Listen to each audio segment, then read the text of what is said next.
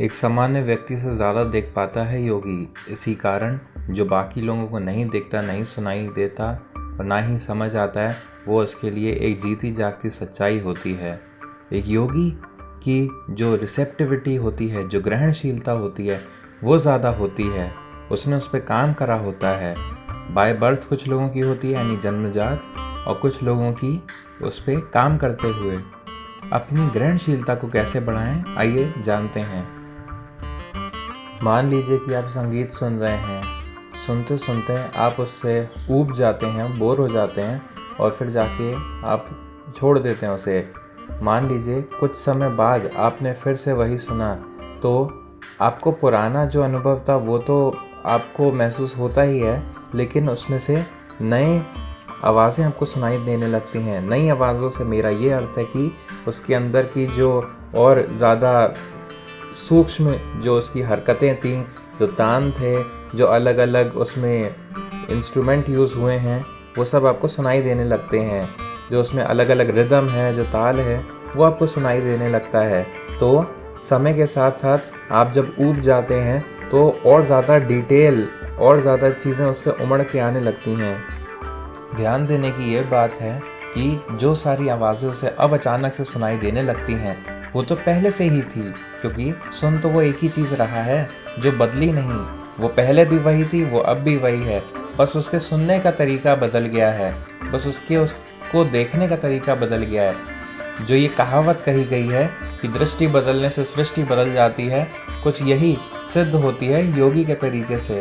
तो योगी जो है वो अपने अनुभव और अपनी ऑब्जर्वेशन के आधार पे आगे बढ़ता है, ना कि एक वैज्ञानिक और बाकी लोगों की तरह जो शुरुआत में ही अनुभव पे ना जोर दे के वो अपनी मानसिक क्षमता पे देते हैं कि उन्हें क्या पता है, उसको वो घुमा फिरा के लगाते हैं सेम चीज़ों पे जिससे कि नए परिणाम आए। लेकिन एक योगी का तरीका ये नहीं। एक योगी नए सिरे से बिल्कुल खाली दिमाग से उन चीज़ों को देखता है जिस पे उसे शोध करना होता है, जो उसे समझना होता है।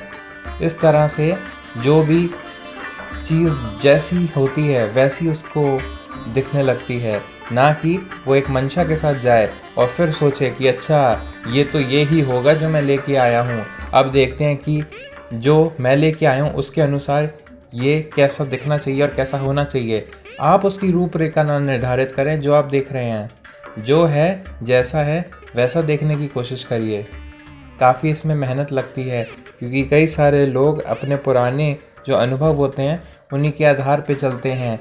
ये जो ज्ञान है, जो ये मेमोरी है, यही आधार होता है अज्ञानता का और इग्नोरेंस का। इस संदर्भ में, इस कंटेक्स्ट में ज्ञान आपको ऊंचा भी उठा सकता है और गिरा भी सकता है। वो ज्ञान जो आपके आगे काम आए वो बढ़ाता है, लेकिन वो ज्ञान जो आपको सीमित करे, जैसे कि यहाँ आपकी पुरानी चीज़ें आपको नया देखने से रोक रही हैं, वो आपको सीमित कर रहा है, आपको रोक रहा है, वही आपकी अज्ञानता का, इग्नोरेंस का कारण बन रहा है। इसीलिए खुद को खाली कर लेना, यानी कि किसी मंशा के साथ ना देखना जिससे कि जो है सामने वो आपके अंदर समा जाए, ये ज़रूरी है।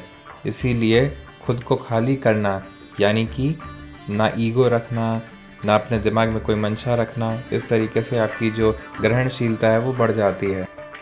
इन रहस्यों को अच्छा और केवल नैतिक बताते हुए दबाया गया। लोगों ने सोचा ये तो अच्छी अच्छी बातें हैं, केवल इससे थोड़ी कुछ होता है, लेकिन राज खोलने के लिए ब्रह्मांड के यही रास्ता है। तो ये सच्ची बात है, ना कि केवल अच्छी। ऐसा कर लेने से फ़ायदा ये है कि जो भी आत्मज्ञान है, जो भी रियलाइजेशन है, वो जल्दी आएंगे, ना कि थोड़े थोड़े समय बाद कॉन्स्टिपेटेड रूप से धीमे धीमे आते जाए। बाकी की दुनिया इससे वंचित है, यानी कि डिप्राइव्ड है। उसे ये पा लेने के लिए खुद को खाली ही करना होगा। यही एक मार्ग है। एकांत में समय व्यतीत करना, कोई एक्सप्रेशन ना देना, यानी कि कोई अपनी तरफ से नई चीज़ उत्पन्न ना करना, ये कुछ तरीके हैं जिनके आधार पे आप ऐसी क्षमताएं पा सकते हैं। ध्यान देना चीज़ों पे, अटेंशन को अपनी उच्च करना। धन्यवाद।